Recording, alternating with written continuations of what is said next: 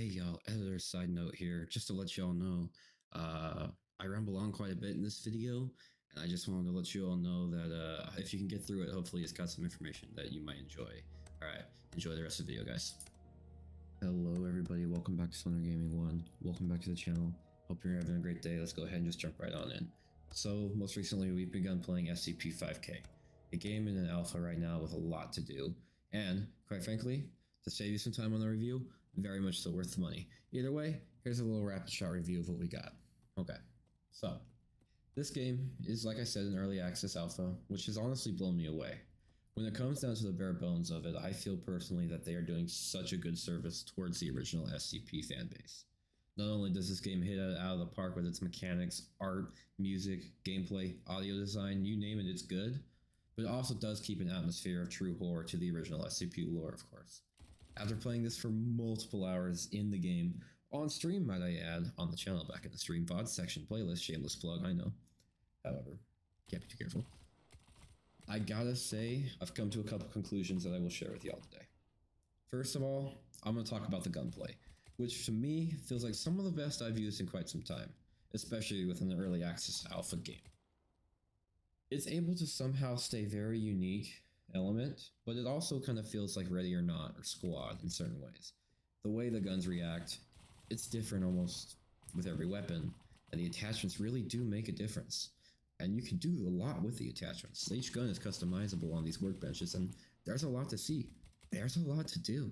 Not only can you throw on a suppressor here and a light here, or if you want an IR laser that's non-visible, you can throw on your night vision goggles and have it through there when you're going through dark tunnels or dark places, never knowing what horror is around the corner. Like, this is something that I truly personally have fell in love with almost immediately. Not only does this do it so right, it does it so well.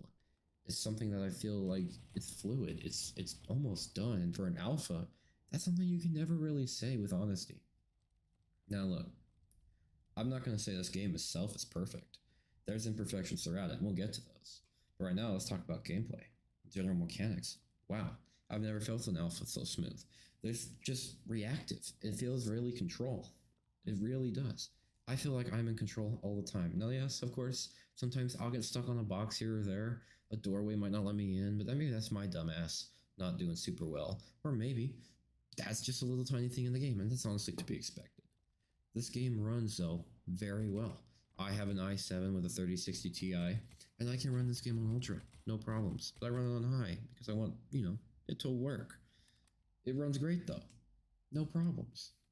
I see the requirements for the hardware being maybe a little bit up there, but not by much. It's not saying too bad. That said, if you're really good at this game, you can blow through it, yes, but I'm definitely going to recommend a fire team. Because this has got a difficulty factor I feel like is scaled way up there. I mean, the raids take multiple hours at that, and they have interesting yet complex puzzles, encounters, enemies, and it just kind of feels very well rounded all the way. A lot of the elements of the movement here, they feel very similar to Squad, or the Ready or Not, which is something I think is honestly a fantastic. Grab from something successful is what I say, and they did. But they also made it their own, and that's something that works out really nice too. Sure, like I said, there's hiccups here or there, and you may get caught on something, or you may run into something, soft lock your game once or twice, which happened to us. But it's nothing game breaking, and I see this being easily fixed by a beta or even a regular full release. Now, let's talk more on the imperfections, and I've only personally got about 3. Okay, firstly, the soft lock, which is something that did happen to us during our stream. And if you watch the stream, you can see this. We reached a point called the Education Center, which, by the way, is a very difficult part, and we got through it. We beat it. We went backwards, backtracked to get some better guns and attachments and ammo. There's these shuttered doors that kind of open and close if you hit a red button. And my wonderful, smart, genius tactical teammate decided to hit that button, but we were on the wrong side, and wouldn't you know it, soft locked. Now I know what you're thinking. Damn, that's a lot of hours of progress lost. And it was. Thankfully, I was able to have him rejoin the session where he was able to spawn on the correct side and open the door from the other way around, letting us continue through the raid. Now, this could have been catastrophic. Thankfully, it wasn't. But still, This is something I see easily fixable regular release, and it's not game breaking. Now, on top of that, there are, like I said, you can get stuck on stuff. The environment isn't perfect. The mapping isn't perfect. Certain things collide with certain things in a little bit of different ways, but that's just to be expected with almost any title you walk into now. So it's really not too big of a bug or an issue. Let's see, what else do I got here? Oh, easily. Sometimes the connectivity is no bueno, and that happens. So pretty much connection to server, you make a private server, you invite your friends, and it's not there. And you got to restart your game a couple times to get it to work. Again, it is not game breaking. It's a little bit of a nuisance. Sure, yeah, it's definitely annoying when you can't get the homies into play. But you get around it. You keep going. And in the end, it works out. Let's see, what else do I got here? Oh, yeah. For 13 game. For a game for $13, excuse me. $15 to $13 on Steam Summer Sale. I'm not sure if I can remember the number correctly at the moment. I see no reason not to pick that up.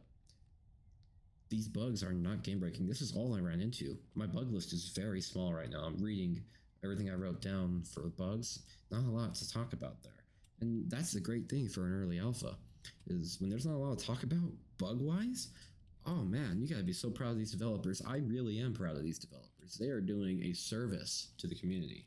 This is a gun that, for example, what you see on your screen here, this is a gun that you can just kind of go through every little thing, make it as you want it, and it's going to perform differently based off what you have here.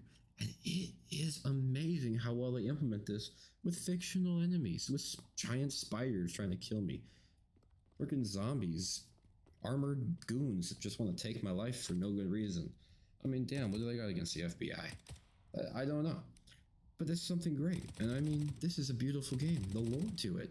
It's just an added bonus that it's in the SCP title, which is already wildly successful.